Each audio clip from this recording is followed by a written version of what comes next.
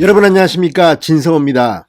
장기표 국민의힘 대통령 예비후보가 방금 전 국회에서 긴급 기자회견을 갖고 이재명 경기도지사 아들의 의혹을 폭로했습니다.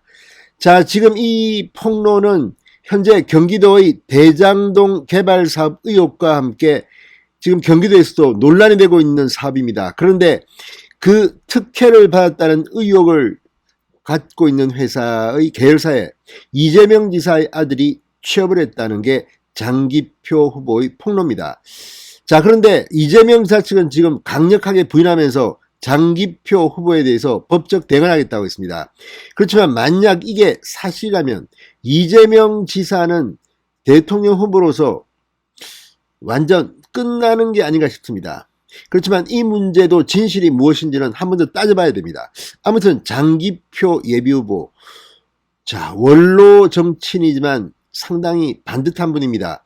자, 어디서 제보를 받았는지 모르지만 이 충격적인 폭로, 지금 경기도가 발칵 뒤집혔습니다. 진성호의 융단 폭격 시작합니다.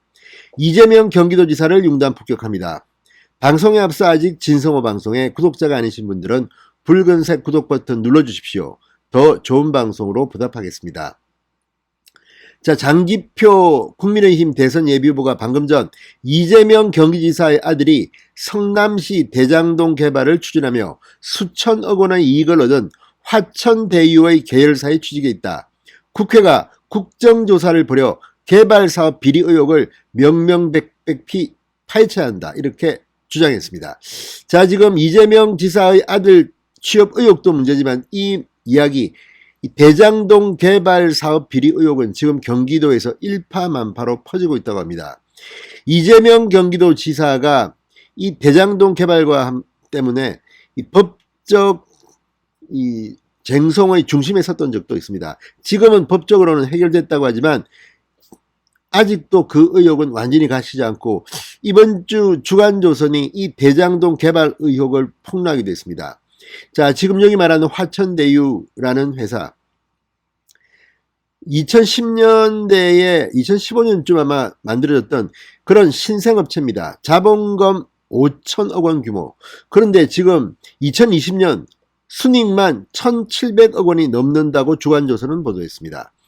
16명의 직원을 두고 있다고 합니다. 아무튼 미스테리입니다. 지금 이 문제가 경기도에서 만만치 않습니다. 지역 언론이 이 문제를 파헤치면서 지금 법적 대응 이런 것들이 오가고 있다고 하는데, 이 문제와 관련해서 그 계열사에 이재명의 아들이 취업한 게 만약 사실이라면 이재명의 정치 생명이 대위기를 맞을지도 모르는 그런 일입니다. 자, 이 문제는 이재명 캠프 쪽에서는 법적 대응하겠다고 했으니까 귀추가 주목됩니다. 그런데 아들도 아들이지만 이 대장동 개발 의혹은 간단치 않습니다. 이재명 지사 또 하나의 새로운 걸림돌을 맞이한 것으로 보입니다. 자, 이게 폭로되면서 이낙연 정세균은 가만히 있겠습니까?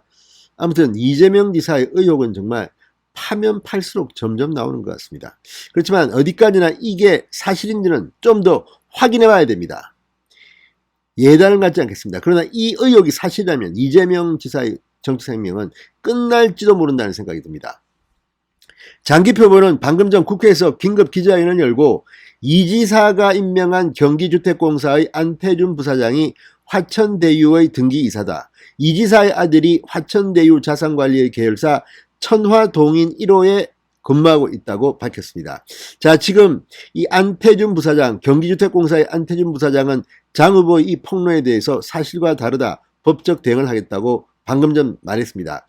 상당히 큰 논란이 있는 대형 폭로입니다. 장기표 예비후보, 어디서 이런 정보력이 있는지. 아무튼 이 문제는 이 대선 가도에 상당히 큰 영향을 미칠 것으로 보입니다. 장기표 후보는 만약 이 지사가 대장동 개발 추진하며 신생업체의 수의계약으로 사업을 몰아주고 회사가 수천억 원의 이익을 얻은 상황에서 이 지사의 아들이 계열사에 취직해 있다면 심각한 문제가 아닐 수 없다.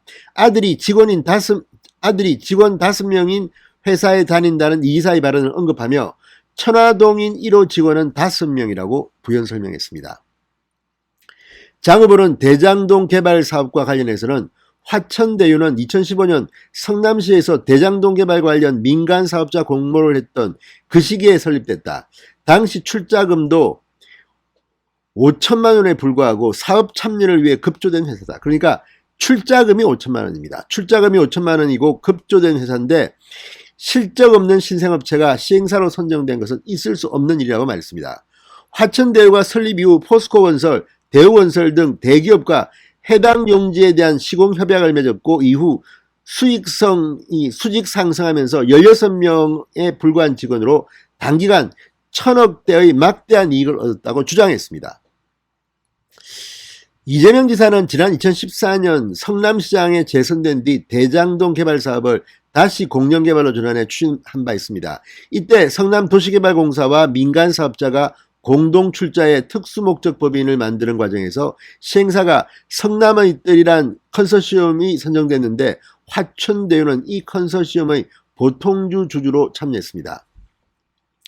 자, 이사 측은 장기표 후보의 주장에 대해서 장 후보가 주장한 이재명 아들의 대장동 개발사업 관련 수주업체 취업과 비리 의혹은 전혀 사실이 아니다. 허위 사실을 유포한 장 후보에 대해서는 법적 책임을 물을 것이라고 밝혔습니다. 안태준 경기주택공사 부사장도 해당 회사 근무 의혹에 대해서 언급된 회사에 몸을 담은 적도 등기이사로 이름을 올린 적도 없다며 반박했습니다. 자, 그렇지만 이 문제는 그렇게 간단해 보이지는 않습니다. 주간조선이 이번 호에서 이 화천대유라는 업체를 분석했습니다. 출자금은 감사보고서상 4,999만 5천 원이라고 합니다. 그런데 이 회사가 2020년에는 1,733억 9,471만 원의 순이익을 냈다고 주간조선은 보도했습니다. 화천대유 직원 수는 16명인데 실적으로만 보면 화천대유는 동종업계에서도 독보적이라고 합니다. 업계 2위인 고려대학교 산학협력단, 3위인 포스코 휴먼스 직원 수가 모두 400명 이상이라고 합니다. 좀 이상합니다. 아무튼 이런 것들을 보면 이 뒤에 뭐가 있는지, 이재명 지사는 어떤 역할을 했는지, 장기표 예비후보의 말처럼 국정조사라도 해야 될지 모르겠습니다. 아무튼 이 대장동 개발 문제가 다시 거론되면서 이재명 지사에게는 상당히 악재가 터진 것 같습니다. 이재명 지사가 2018년 도지사 선거에서 공직선거법 위반 혐의로 재판까지 가는데 빌미가 됐던 게 이 성남시 대장동 개발 관련 논란입니다. 자, 이 허위사실 공표 혐의로 기소됐다가 대법원에서는 무죄 판결을 받았는데 이게 요즘 새로운 양상으로 논란이 일고 있다고 합니다. 최근 성남시 안팎에선 이 사업에 참여한 주요 주주 사이에서 불분명한 자금이 오갔다는 의혹이 일면서 이재명 지사를 향한 파장이 일고 있다고 주간조선이 보도했습니다.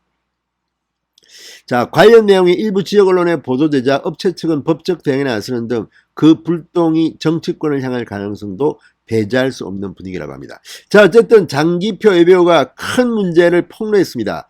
이 문제와 관련해서 대장동 개발과 관련해서 이재명 지사 측과 상당히 많은 논란이 법적 쟁송이 일 것으로 보입니다. 아무튼 장기표 예비후보가 한 건 했나요?